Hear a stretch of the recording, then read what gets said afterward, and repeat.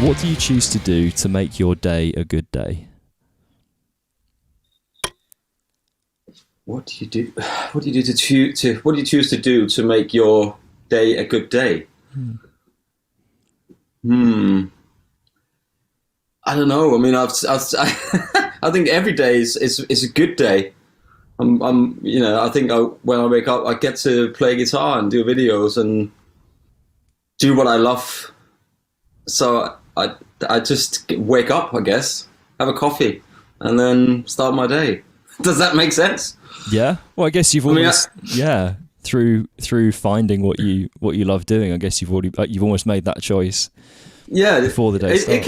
It can be a bit groundhog because it's the same every day. But it's when you say it like that, then actually, I don't really have to do much to.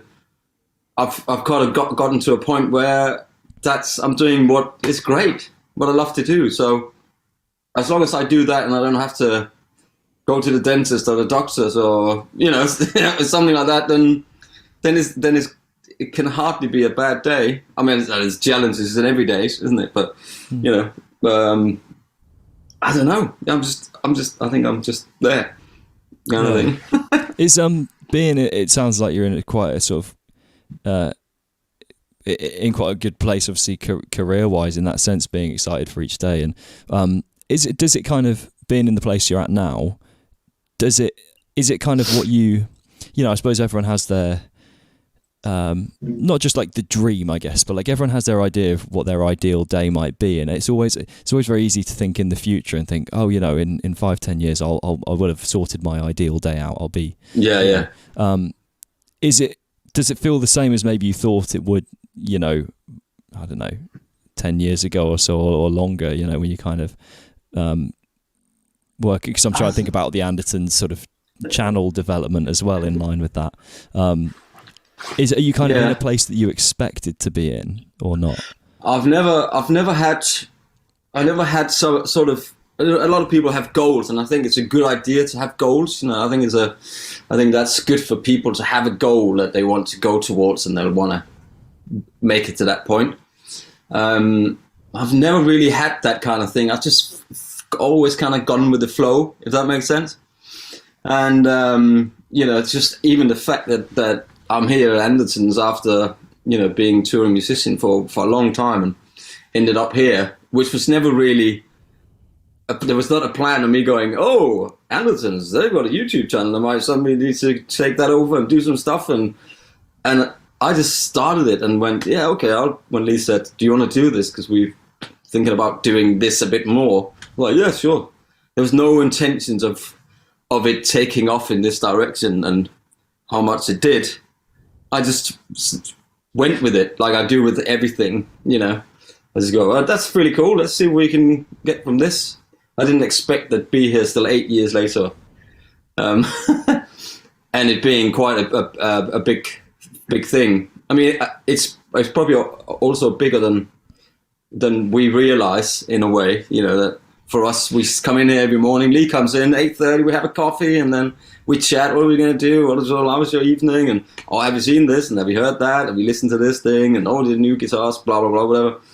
And it's not really like a job. It's just like friends hanging out, and I think that really just that's the way a job should be, I guess.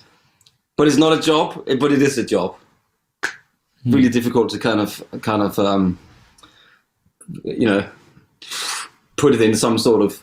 I didn't even realize that YouTube could be your job, that there was never a thing but I think it's good for a lot of musicians that have had, especially through all this pandemic stuff, YouTube, and, you have to do that. When I spoke to Greg Cock about it as well, you have to kind of be able to do all these things to spread out, and you can't just, make money out of touring any more albums, or you kind of have to, for us, you have to reach out and do loads of things, and thank God we have that.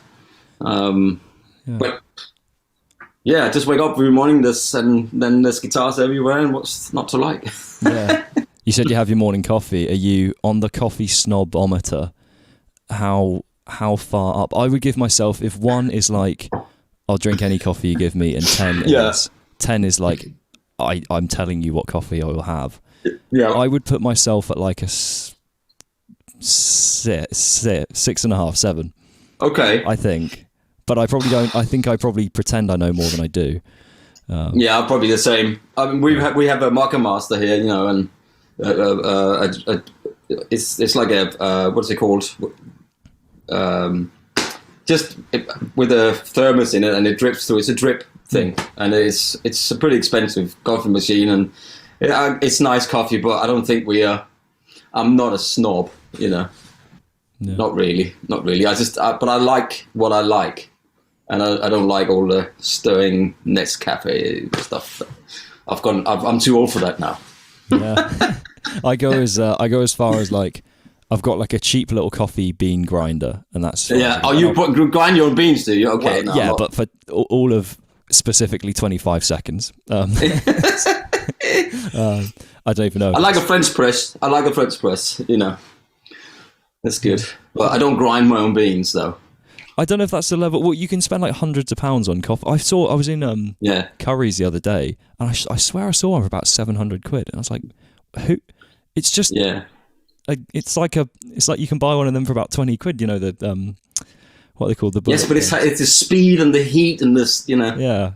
No, that was just the grinder though. That wasn't even the machine. No, I know, but it's the speed that grinds with, and then the heat they produce. Oh, yeah. I don't know. I mean, I'm not. I see lots of musicians out there getting into their coffee, and they have signature beans and all that stuff, and I get it. You know, I like coffee, but I feel like sometimes it gets really bitter, and if I drink a lot of it all day long, then I just get like I can't have a thing up like that and do some kind of scientific experiments to have a cup of coffee. I don't have time for that.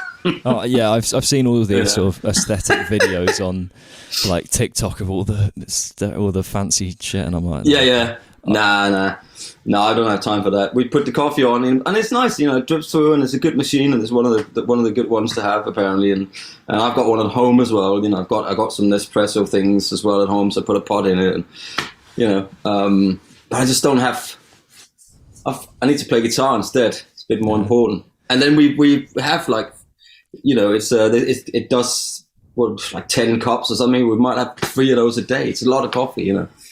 So I've cut mine back a little bit recently, but I had a guitar tutor at my uni who he said he used to like drink like a cafetiere, I think, or possibly even more, like a couple even a day. And so I can't remember, me or someone else said to him, like, that's a lot of coffee. And he went, yeah, it's better than I like amphetamines though. So like, okay. Yeah. Well, is it? I don't know. Is it? But you know, I think I go in and out sometimes. You know, I had was it the beginning of this year or something? I just went no coffee. No, last year it was it the end? I had 6 months or something where I didn't touch coffee, and I just had a herbal tea. You know, went all in with the herbal tea every morning in my thermos mug, and then that was it. And I did 3 or 4 of those a day, and it was all right actually.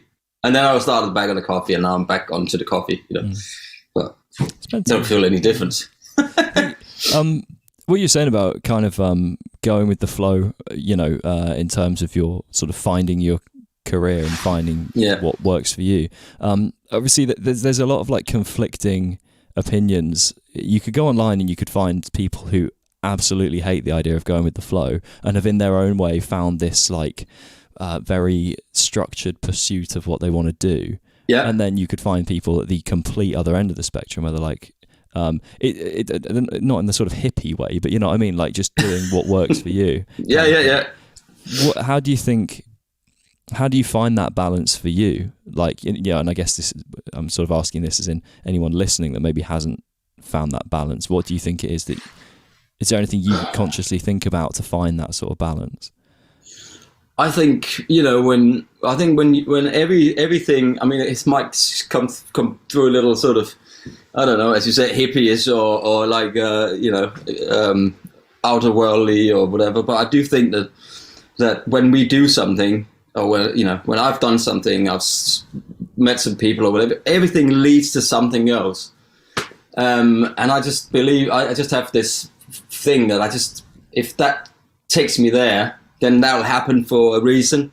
if I open that door up and I go through that, then this happens, and then I might miss something over here, but this was meant to happen. That makes sense. And that's how I just go with the flow. If I don't know, it's one day at a time. But we don't have much time here, and I think we just need to enjoy what we have and what we do, and so why not just go with the flow? I mean, I get people I always wanted to play guitar, I always wanted to be a musician. I always loved it, and I knew that either that or cars, because I'm into cars as well, as most people don't know.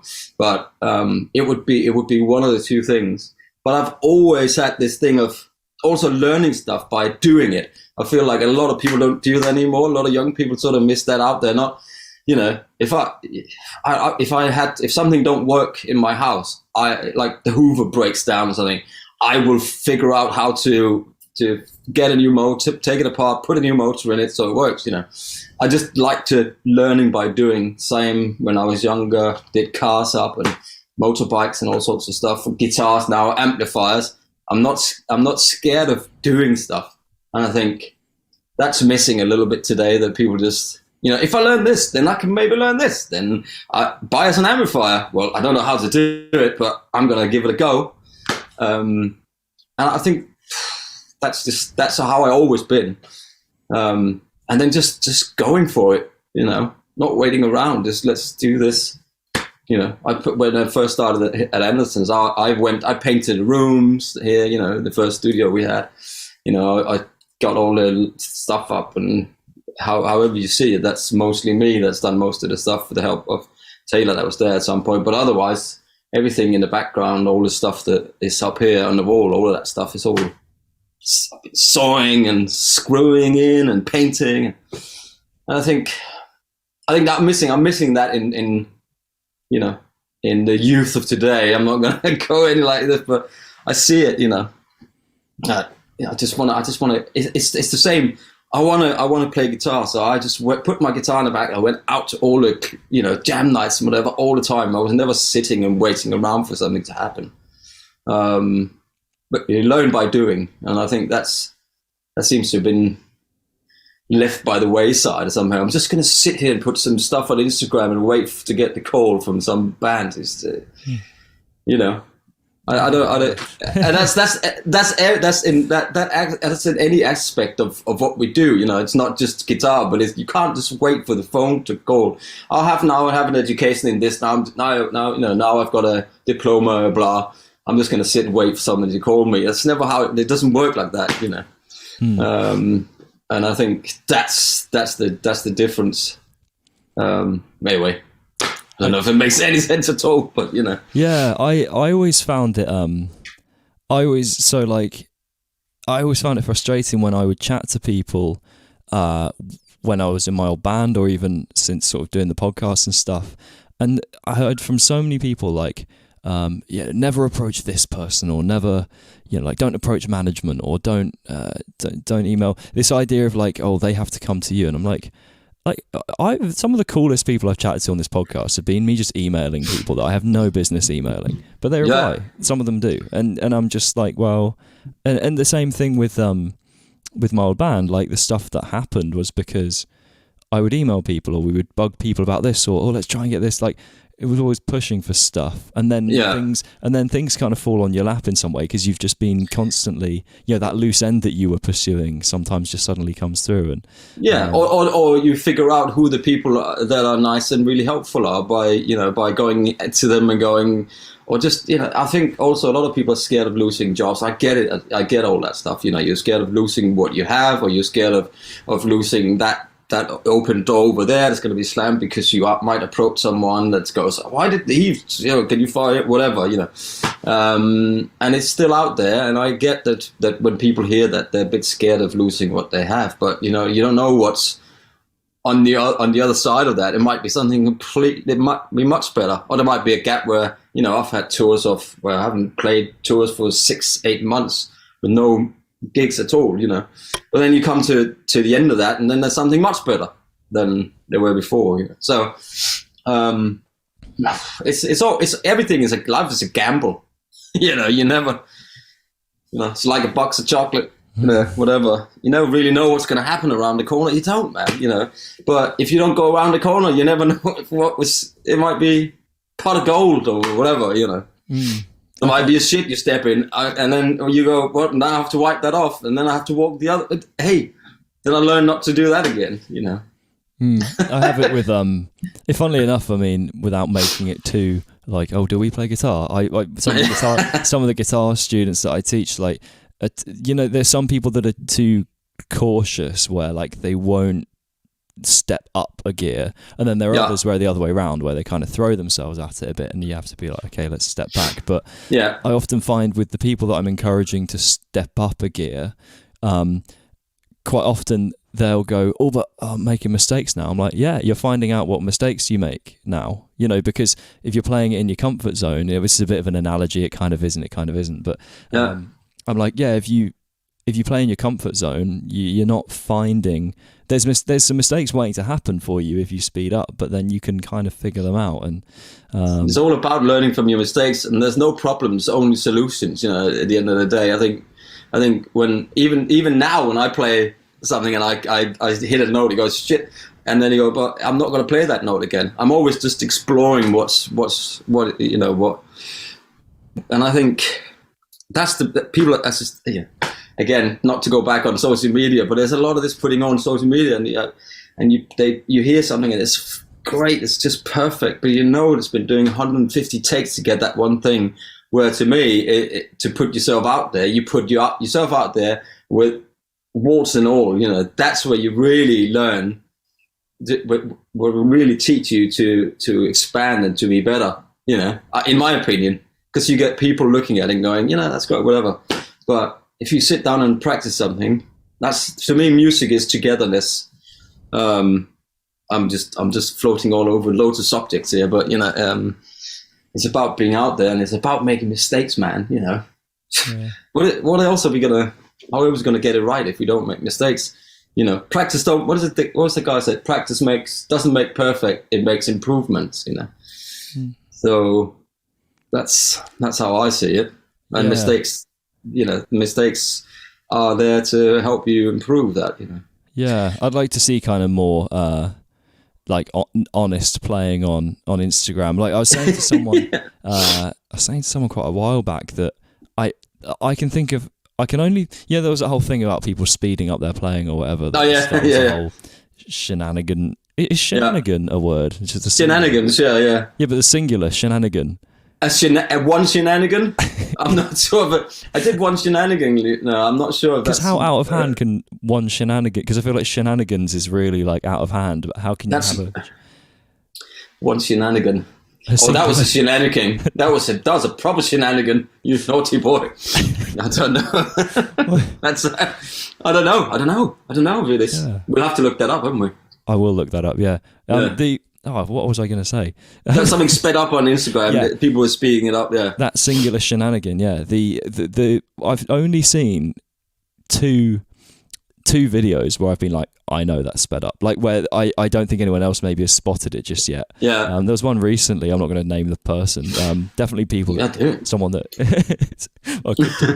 And also, I might be wrong. It might be wrong. It might not. Okay. I remember watching it thinking, that's a bit too. Like it's the video like kind of jolts and you're like that looks. Well, you can. I mean that is my I when I put stuff up there on Instagram, I don't do tons of takes. I just put up whatever I feel at the moment at that point, and I think that's when we do our jams here in Andertons, the beginning and the outro jams. It's the same thing, when we do. Let's see what it sounds like. Blah blah blah. It's not. We never do it again and again because that's not.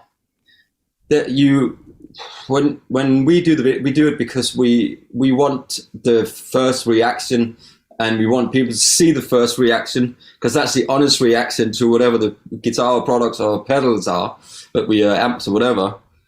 Because if we did it again or we sat down and had a script and pretended we hadn't done it, you can see it immediately. It's that honesty kind of thing. Which I think is really important, and a lot of people don't do that on Instagram, And then if you ask them, "Oh, do you want a jam? I follow Instagram; it's really good. Let's have a jam." And then you go, yeah, let's have a jam. And he's like, I don't jam. I'm like, what? You're amazing. You play like a demon. And it's all got, no, I can't play. No, I don't jam with people. I just sit down and do it. Yeah. Like, wow. So it's a different, we have see some kids come in here from ACM and I was, so you're in a band and that? No, we don't have a band. I just want to be like on Instagram and YouTube. Like, wow. So you don't have a band, It's like, no. Well, so it's not important for you to experience music like a drummer and a bass player, as a guitar player, but a keyboard player and a singer and some horns. Or it's a completely different way of learning music or playing guitar. And it's just, now I'm going to ramble, and this is one of my really sort of not a pet hate, but it's like all these plugins, right? They're fine. It's fine. It's good. It works. All these, I've got it all. Helix, Line 6, QC, all that stuff. But there's nothing like a proper tube amp that's turned up to volume, 2x12, 4x12, whatever it might be, with a guitar, and you just play it. There's no substitution for that feel. I can hear if I would mic it up and I would play through my headphones, and it would probably sound the same. I get it. They all fucking sound the same. All the tube screamers sound all the same. All the clunge sound the same. They all sound the same. It's just, what would you like? Would you like BMW or Mercedes or Porsche? They're all four wheels and takes you from A to B, with the seats in it. But there's just no substitution for that loudness and that feel and that rumble and that feeling in your chest where the drummer hits the kick drum and the bass, boom, boom, boom. You can't get that from a plug-in and from some headphones. It's impossible, And I think I would love to do like a school. I know that pedal show they do these days. You can go to that pedal show and you can go have an experience day where they have all their amps up and their pedal boards, and they just get to play loud, and it blows people's minds. Where's that school? Let's. Yeah. I don't know how. What do you do? Do you play? You've got amps, or do you use plugins, or you?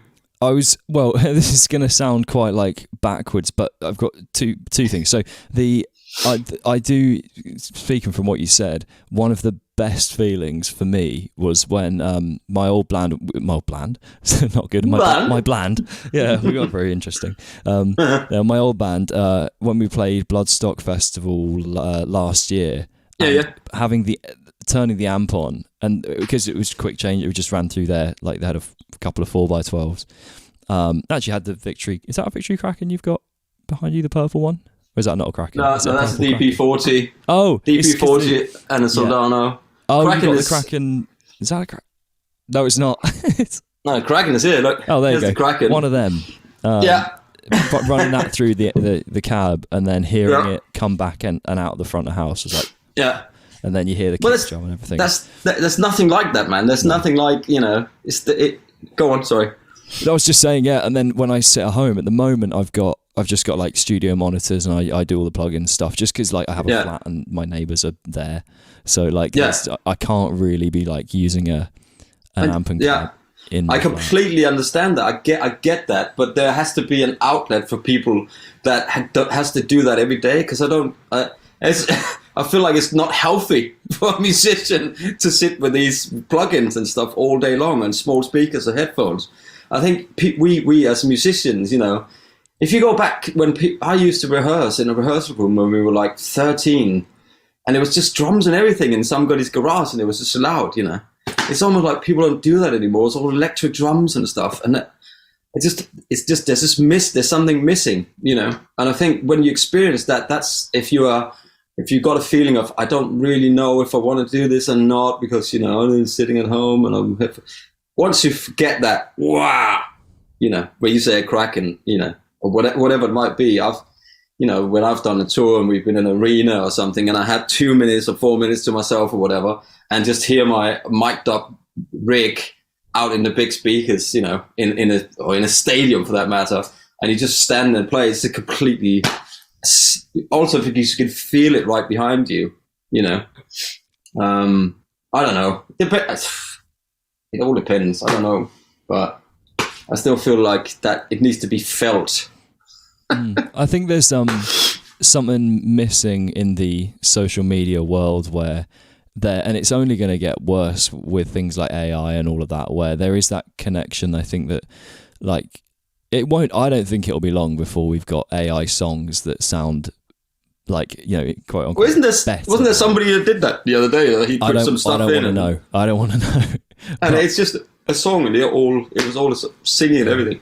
Yeah, and I think the thing that will hopefully remain, I don't know, but hopefully will be the sort of connection of being in the same room as someone, experiencing the same thing, and part of that is like turning it up loud and playing. Yeah. You know, like playing to an audience is something about there's a connection with the person there. Whereas in Instagram video, that, you know, when it's just I can just see a guitar, I can't even see their face. I'm like, it could just be an AI person at this point. You know? Yeah. No, you're right. If you go to a show and watch I remember watching Prince at the O2.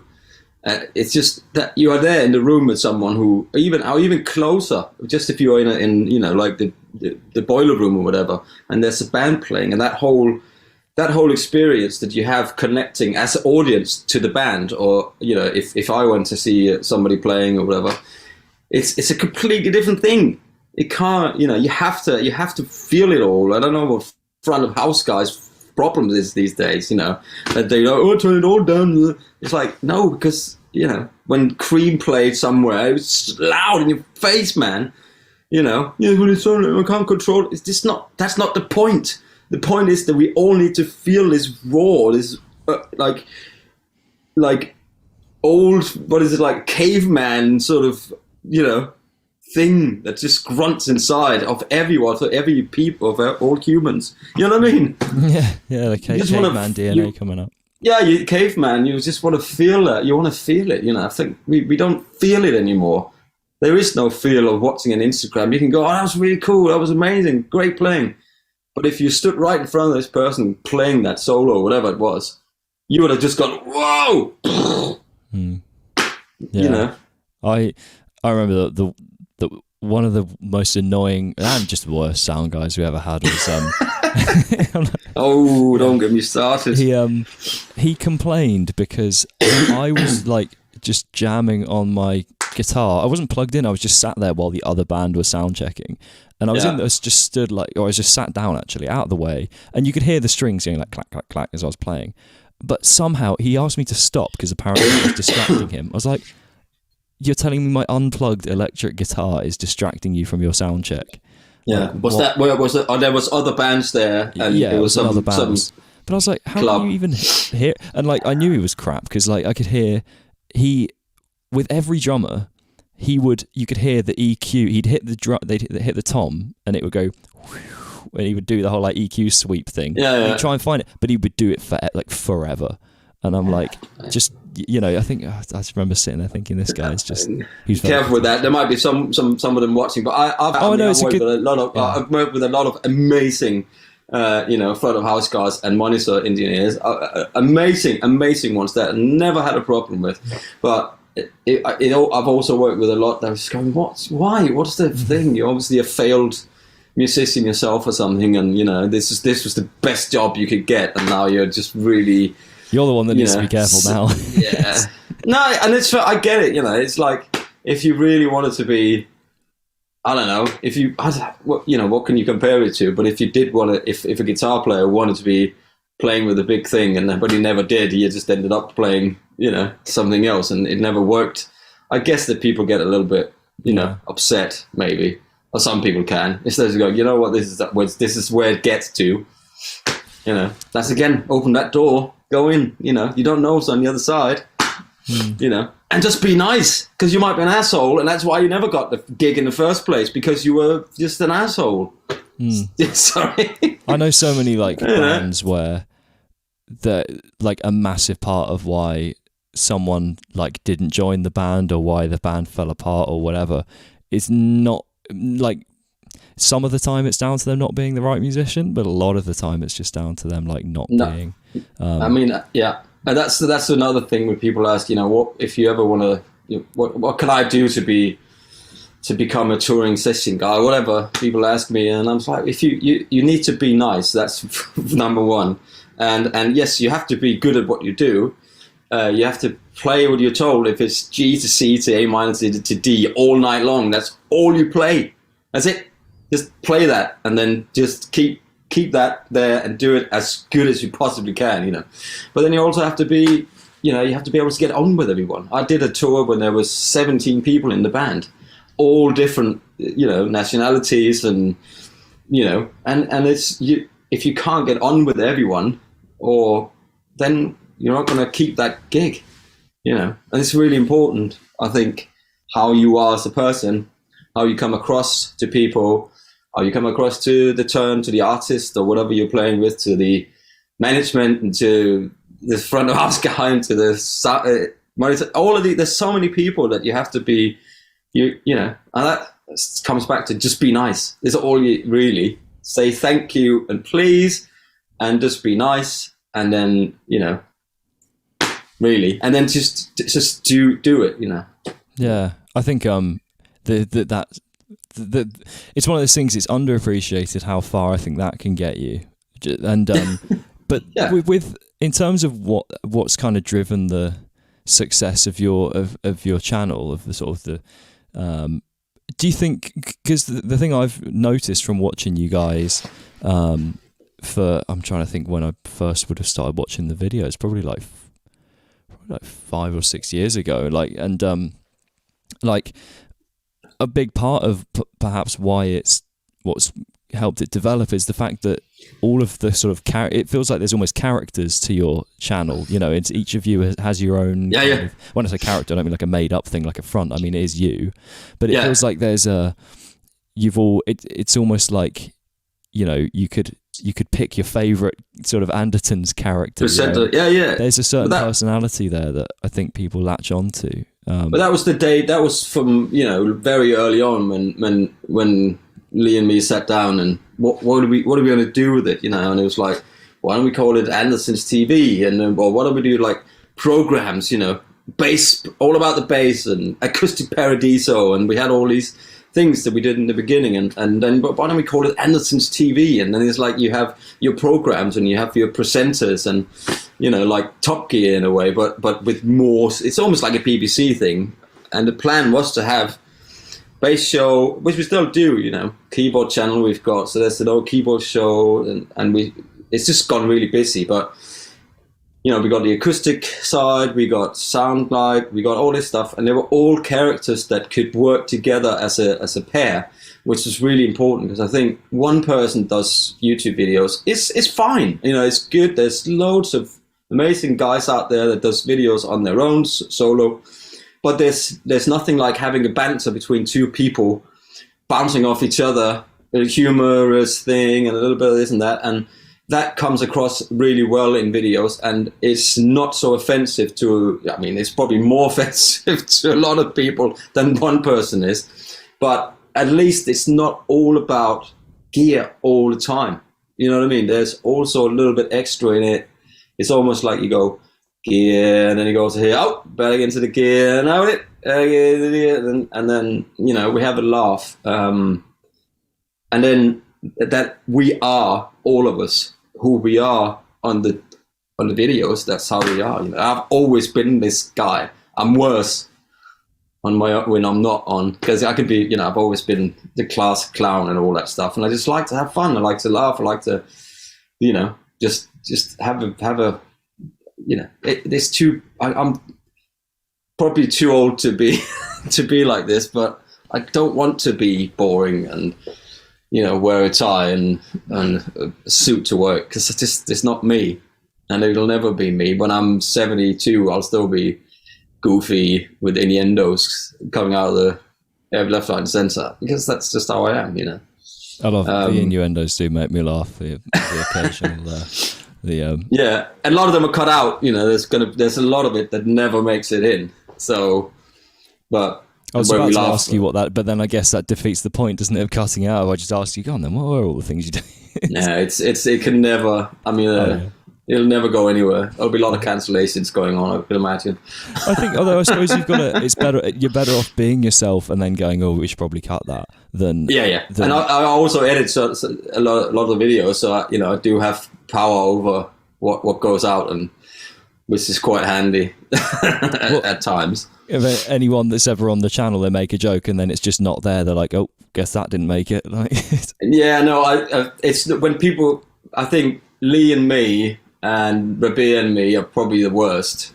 Robkin also, when he was on, but I think Lee and me are definitely the worst ones. It's crazy, When I did a podcast with Rob, I can't remember exactly, I won't say it, but the opening, literally the first thing he said to me when we were on the call absolutely cracked me up. I won't repeat it. I can't even remember it exactly, but the topic of the opening line was, probably wouldn't have said on a podcast, which made me laugh. So I can totally see that. Yeah, it does. I remember I did a video with him at some point, and I went down to do some stuff with some Chapman guitars, and he obviously recorded all the stupid stuff I said and sang or whatever, and he just put it all on YouTube. I'm like, oh my God, my ramblings for like 4 minutes of stuff that I never thought were going to make it, but it actually made it out and is out there somewhere. So, but it's the thing is, I know what not to say, and it's funny because we've had videos that are like 4 years old now or something, where we might have said something that could have been, not even to, but then it's still fine in my opinion, but people seem to just get more offended now than of the same thing. I mean, we did a video, Ariel and me, we did a video, and I decided to call it Hard On for a Semi, and it was semi-acoustic shootout, and I thought, that's a great title, that's amazing, I love it, that's brilliant, that's one of the great titles. And then somebody complained, and we had to change it. I find it offensive. Like, they're not even, So what can we do other than just going, okay, fine. I don't really want to argue with these people, but I thought it was a great title. I think it's great. Hard On for a semi-acoustic shooter. That's all it was, We'll just call we'll just call this podcast that, and then you can have it back. I don't think, but it's almost like I see, I remember when people complained to the BBC that the news presenter is wearing some little bit too cut off. It's like, just go, move, don't watch it, turn it on, go on to the other news show and watch that instead. Why do you have to complain about it? You can't walk around in this world and never get offended by something. You can't. Are you that arrogant? Like Ricky Gervais says, are you that arrogant that you will, never, that you think that nothing is ever going to offend you? But of course things are going to offend you, and just fucking deal with it. So welcome to YouTube. There's a lot of, whoa, years gone, man, honestly. Yeah, but I do. And anyway, I think the nature of obviously, having a podcast where I'm sitting and chatting with people for quite a long time, I'm always a little bit conscious of like, where, would that fly? Could I make that joke? Like, and I do wish there was a little more, from my perspective, sometimes I feel like I'd like to be able to try ideas, and if someone goes, oh, you shouldn't have said that, I can go, oh, sorry, okay, I get it, okay. What have you got to lose, really, at the end of the day? That says you're going to offend a couple of people, and they're not going to follow you and listen to your podcast anymore. So what? We've got a really strict sort of blocking, we just, if people are offensive to other people in the comments or whatever, we'll just block them. We'll delete comment and block it immediately, and because there's no room for cyberbullying or bullying in any, if you can't be nice in our forums, then, and we don't need one subscriber that can't be nice. There's another 820,000 subscribers there that are just there to watch the videos, Then the ratio, if you think, let's say we put a video out and it has 50,000 views, let's go round numbers, 100,000 views, right? It'll have 1,000 comments, and maybe 10 of those comments are bad comments, first you have to see there's 100,000 people that watched it and only 1,000 people that's commented. That means the 99,000 people have not even commented. They just watched the video, either a little bit or maybe they watched the whole thing or just a little, and then they moved on. But the 1,000 people that's taken their time to comment, it's like, oh, I like really great playing, whatever. Or, oh, could you tell me what this is or whatever? And then there'll be 10 comments out of those thousands that'll go, oh, Pete sucks or whatever. Or if you should have done it like this instead. So the percentage of the 100,000 people down to 10 is just stupid to even. But those are the ones that we tend to focus upon. We scroll through the comments and go, oh, nice. Oh, that's a bad comment. Oh, you have, and then you want to reply back, and then you just want, you can't just go, oh, idiot, delete.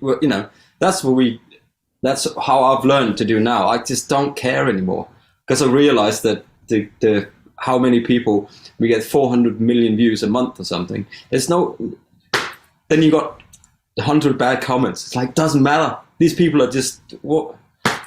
Honestly, are you offended by color of a Friedman amp or something? Whatever. I don't care. It's like, okay, what's something else? There's 3 billion people on YouTube every day, and there's lots of things to watch. So go and watch that instead. Yeah.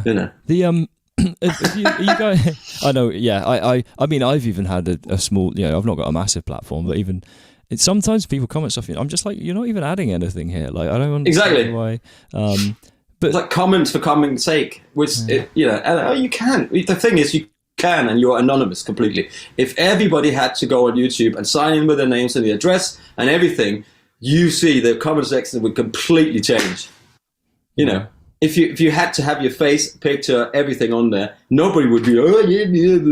It would never be any of that anymore. It would be, oh, that's really nice. Or nobody would comment, I heard someone suggesting that what there should be is like 2 comment sections. One where there's all the people who have verified, there's like a photo of them and it's their name. And then there's another comment section, which if you want to look at it, you can look at it. And it's everyone who's just like a random user. 3879281. That's probably some really nice person out there with that username. Yeah. No, and that's the thing. As I say, if there's 100,000 people and there's 1,000 people comments, the 99,000 people are the one that they're just been there to watch the video, and probably half of them will come back, they'll just enjoy it and they'll watch a little bit and go, that's not for me. Next, or and that's how we need to just look at it, Yeah. And not everybody likes everybody, and not everybody is the same, thank God. Otherwise the planet and the world would be a boring place. If we were all the same personality. We need Kevin Hart's, and we need John Mayer's, and we need, dare I say, it's just crazy people that, we need them all. We need Umansky, we need them all. Just otherwise it'd be a boring place, More is more in his own words. Yes. with the kind of, when you look at, like, obviously again, your growth and the size of the sort of audience you have now, are you ever sort of conscious of the, I guess, or have you ever thought about maybe the impact that you and then everyone else on the kind of team has had on, like, the guitar industry as a whole? Are there things you've noticed where you think, oh, is that, like, did we start that, or have we been a part of this, or stuff like this, Colin? Yeah, I mean, it's really nice to be a part of that. I think it's nice to be asked when people are, creating new products, and do you want to check it out before? And we would like to have your input to it, and stuff like the purple is undoubtedly, for some, where else would it come from? I'm not going to take the glory of purple because Prince, and the Queen, for God's sake, rest her soul, but but definitely that went kind of nuts with that thing, and maybe it's nice for me, it's nice to see that people find our videos and whatever I put on Instagram, that they really like it and they find it inspiring, and it helps them to pick up a guitar and play something or learn something new or discover new tones or chords or ways to solo, or or if it helps them through bad times. You know, we've had that. People have been, you know, I was, you know, my sister or boyfriend or whatever went through something, and you know, I had you guys and I watched it through the whole thing while we were at hospital, whatever, you know, all that kind of stuff, which is really touching. And you know, we've had a letter from a priest recently that said, from a priest of all people watching our YouTube channel, and you know, the fact that we've helped him through some tough times. Plus, we've helped lots of people. He can see that the community around it is, you know, it's just, we bring joy to people somehow, you know. And I'm no way a religious person at all, but it's just really nice to see that that we bring something to people. And it's there, you know, it's as Lee says, evergreen. He likes the word evergreen. But we put videos out every day, you know. Every day there's a video going out. It's a lot of work, I tell you. But they are always there, the videos, for people to come back to or whatever. And that's nice to see and hear that. And it's, you know, it's weird to get recognized, but I've been recognized a few times. But it's actually nice to go, hey, I love your videos. Because you realize that there are actually people watching them, because I'm in this room most of my time and we're looking at a screen and a red dot on the camera, but we never really engage with the people. So that's really nice actually to see that there are real people out there watching as well, as it's not just somebody typing on a computer or whatever, you know, a bot. But yeah, I think we've had an impact on the industry and on how people, you know, do YouTube videos for guitars and whatever. I don't know. Hopefully to some in a good way. Yeah. Oh yeah, I would think so. Yeah. I mean, the amount of, like, I remember when I was, I suppose my personal anecdote, I guess, is when I was so I went to uni of Birmingham. I was studying business, and I ended up dropping out to go and pursue music. And through a lot of that time, that's when I found your videos, and it was part of that for me. Kind of, it was a part of my finding my way to kind of musical pursuits, you know. And that was. And that definitely helped, I would say, guide me in that sort of way, you know, and help me make that sort of quite big decision in my life, I guess. So and it is a big decision, you know, and I think you can't take it for granted, but you have to try it. You know, if you don't do it, if you don't try it, there's like when I think I was 16, but in Denmark it's almost like going to college, right? And I applied to a music school and a college at the same time.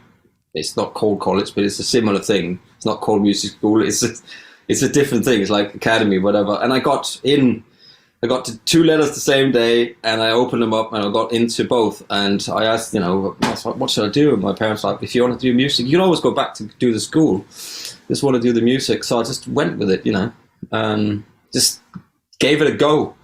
You know, and here we are.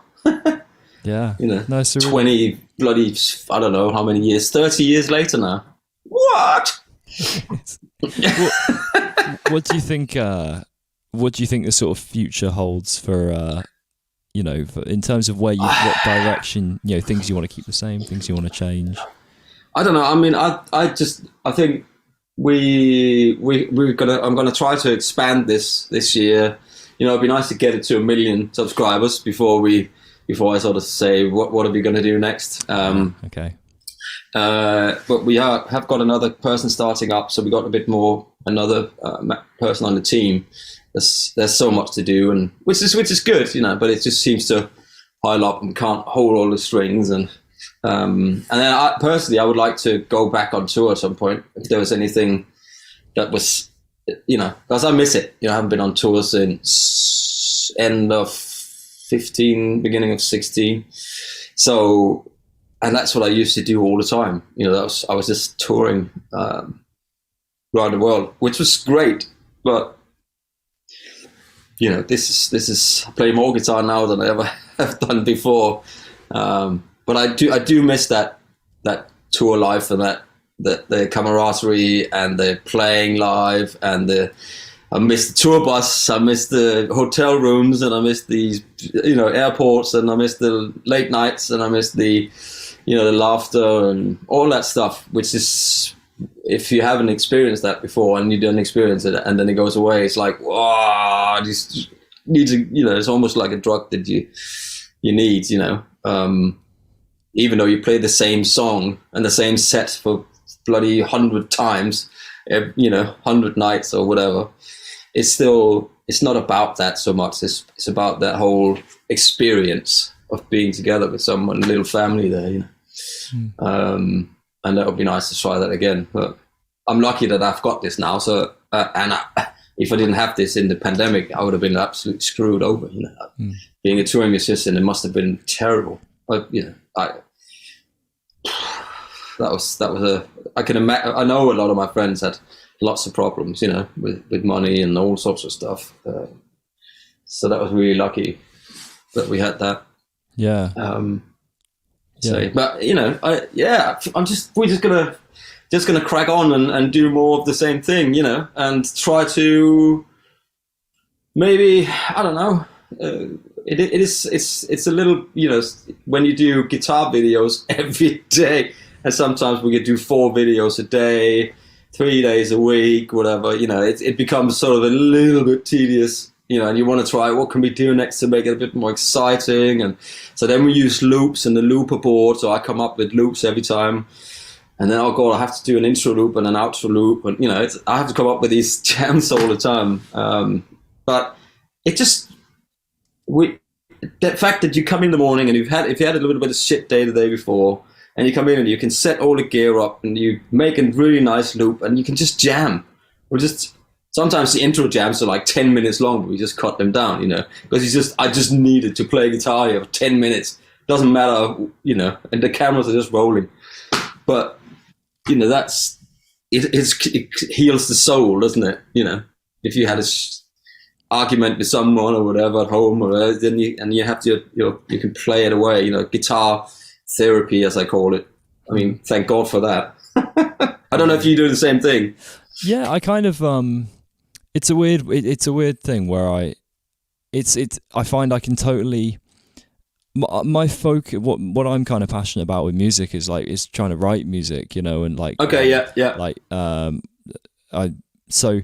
that's a bit of a to and fro, because obviously if you're jamming, there's not necessarily like, an end product that you feel, if you don't come out with an end product, you don't always feel so bad, because you're like, but I enjoyed it and I became a better musician. Whereas sometimes with the writing, you can sit down and like, I'm trying to come out with the mindset now of, if I don't write anything good, but I've sat there for a few hours and tried, I can go, okay, I've not written anything good today, but I'm better now. I'm better at writing stuff now. Yeah. So I do and I don't. Like it sometimes feels like an uphill battle. Sometimes it's super easy and I love it. So it's like, I always go back to what John Mayer said. I know he's a favourite of yours and Lee's. But how he was saying sometimes it feels a bit like math homework, like figuring it out. It's not always just... I mean, I've done writing as well. I had a studio in Copenhagen with some friends. We did some stuff, and I've got some gold plaques and all sorts of stuff. But it is difficult. You can come in, and we had a studio and we went in every day. Let's write some songs today. And like, no, that didn't happen. Because there wasn't that magic wasn't there, It just felt like going to school and doing your maths homework. It has to come from the heart, and I think that's when guitar comes in. Then you can play a little bit, and then maybe all of a sudden, I save all the stuff, all the loops we do. I have it, so if it's something I go back to, so once a month or something, I'll just scroll back to it, and then that could become like a jam track, or maybe that could become a track, and then that could be used for something. I must have 500. Just ideas sitting in. It's like, I don't know what to do with it, as much as they come out all the time. Yeah. Which is great, and I think it's just inspiration from all other areas of musicians. And if I hear a little chord from something playing on Instagram, or a little chord progression, or a new song, Scary Pockets. I don't know if you check Scary Pockets out. Do you know Scary Pockets? Wait, maybe. Yeah, Scary Pockets. They do like jam. They take like a hit song and then they do their own version of it. Oh, I thought you were saying this like it was. I was like, if I just missed something. No. So no. So they that, and they're really inspiring because they'll take like Beyonce Love on Top, and then they'll do a really groovy version of it or something, and then I'll go, I really like that, so I'll take some of the chords from that, and I will then do it in a different tempo, maybe a different key, and make that into something else. So it's almost like it is Love on Top somewhere, but it's sort of come through this filter into, and that's the inspiration from. That's so important, inspiration, man. It's about that all the time, because otherwise, how can we keep doing what we're doing if we don't get inspired to do more of the same but better? Yeah. Well, I mean, so I've got no. That's I get you. Yeah, I was. You were saying the name, and I was like, if I missed something that like I thought it was like something you'd done. I was like, no. I would like to do some more jams, but we did the Andertons. We've done a couple of those jam sessions, and then of course it was pandemic. We had planned it, but I would like to do some more of that because that was really good fun, man. Get some good musicians in. I was thinking earlier you were talking about doing your saying how you have your bass and your keyboard and your different like sections of the Andertons channels. Like I reckon one day for April Fools or something you should do a bass video but just mute the whole thing and just be like, yeah, this is it. Bass videos. So I got one more like question and then we can so I don't steal your sort of whole evening. But how do you think do you think you would be in any way a different person if you were to have pursued or continue to pursue, say, the touring side as opposed to kind of what you've been doing more of in recent years? Do you think that has in some way developed you and changed you as a person, or do you feel like fundamentally you're kind of It's a good question. That's a very good question. I think I've always been like this. I don't think I've changed. I don't think it has changed me, or it's probably changed me in the fact that I probably work more than I ever have done before. So becoming I've worked too much, and I stopped drinking the year before last, the end of 21 maybe. Would have been out, 21, because I'd just been working too hard, drinking too much, not spending too much time at home, and all that sort of stuff. So in that way, it changed me a little bit to do this. But I think if I'd been touring, it would probably have done the same. Because when I go into something, I was like, and I need the breaks. But it hasn't changed me as the character or as a person. But it's changed, well, maybe a little bit as a person. But now I'm kind of, after stop drinking and maybe meditating a little bit, doing that sort of stuff, I'm back to where I was before, because the workload becomes more and more and more, and that will change you, I think, regardless. Well, I'm still the old same funny or whatever. Some people think I'm funny, but it's just the same guy. 10 comments, minus the 10 comments on the video, you decide you aren't. I think I'm fucking asshole. Yeah. He gets free stuff all the time. Yeah, I've had all that as well. It's like, well, I'm sorry. But no, maybe there was that point where, to the pandemic, where I was struggling a little bit, and maybe that changed me, becoming more, drinking a bit more and all that stuff, and but I think that was probably a general thing for a lot of people in the pandemic. You know what I mean? I think that was just stressful for unless you were a really rich politician, you got richer, whatever. Ooh, let's not go there. Let's not start all suddenly that. Just slapped a content warning on the podcast with like a minute to go. We did so well. You did so well. Yeah, I think I think most people have had, luckily people were home and wanted to play more guitar or instruments in general in the pandemic. They were sitting at home. I always wanted to learn to play an instrument, so now it's the time for me to get it, and I sit home. So it was a great time for music retailers in the whole, over the planet, but which meant that we just had to work harder. So, but I love it, man. This is great. It's great fun. What's not to like? Well, at least while we were working hard, the politicians weren't partying or anything, or any of that business. I think they were just yeah. doing as they let's told. let's not. I'm just looking around now, because I'm Danish. It's not my. I can't say anything here. Yeah. That's all right, I've said it's fine. I try to keep myself out of it. Yeah. Cool. There we are. Well, before we get I don't know, drones flying through the window and the Men in Black thing where they make with the pen that makes them forget. Yeah, the pen. Yeah. Sometimes, maybe. Yeah, that'll be easier. I'll just start all over again. It'll all be the same at the end, Yeah. Cool. Okay. Well, on that note, I will ask you for your question to start the next conversation, which is tomorrow. So you'll have an answer. So I need a question. Like an opening question for. Like an opening question. Yeah. That hasn't. Oh God. And is it a guitar player as well? Are we talking guitar player? Or? I'm not going to tell you. Just keep it open. Okay. It's someone. It will be someone in the musical world. You can sort of. Okay. Would you? Can it be like a funny question? Could be anything. Yeah, I've had. I'll tell you after. I may want to repeat one of the questions that I've opened with. Like, I will tell you after the worst one I've had. Oh God, I have to. No, don't jump it. I don't know if I've got it in me to ask another one of them. No. I'm just thinking. I won't make it too bad, but okay.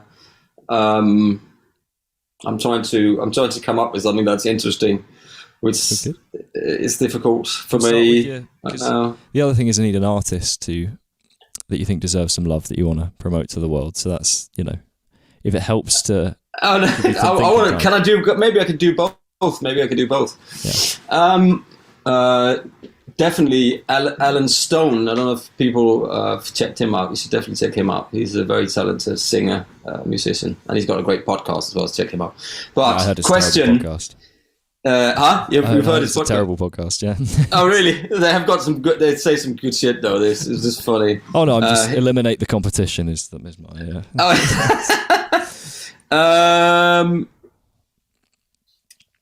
Oh God. Would you? Oh God. This is really difficult, man. It's difficult. This is really difficult. Put on the spot. Yeah, because I suppose I could have maybe helped you out by saying you could prepare it before, but I think it's better to go off the conversation we've had. No, absolutely, it is absolutely better.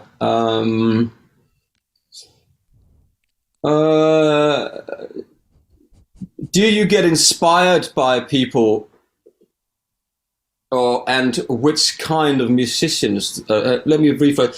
Which kind of musicians, instrumentalists, do you get inspired by on a daily basis?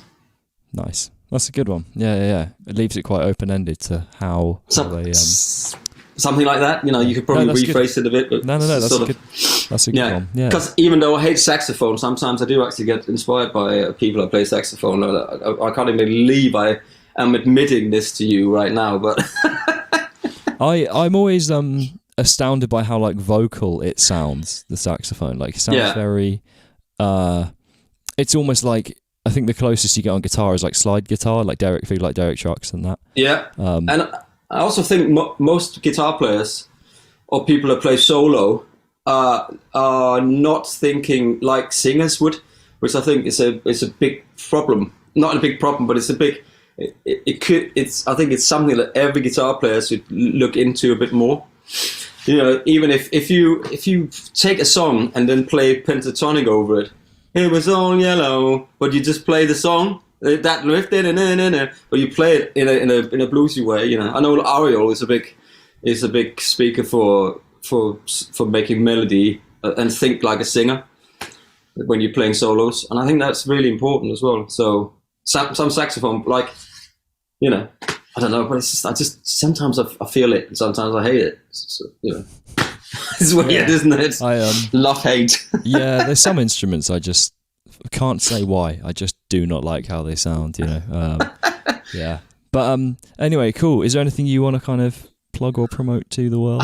I don't really have anything to watch the videos. I mean, it's all of them. But I think people do watch them, and the people who wants to watch them, and that's the most important thing, isn't it? Comment something nice. comment something nice. Yeah. Yes. What is in? Tell them Just, to. Yeah. Just be nice. Don't be a dick. You know, like we need to make the t-shirts again. I'm wearing this as well. We had when I said Andertons, it just said "Don't be a dick" underneath. We only did like a brief because sometimes we have to go out like once a. We haven't done it for a while, but I remember 3 years ago, we had to every 6 months we had to go out and go, please just be nice in the comment section. You know, people are just so mean to each other. Like, what? Why do you have to be like this? There's no point. Seems to have gone away a little bit, so that's good. You know, nice. It's a good community.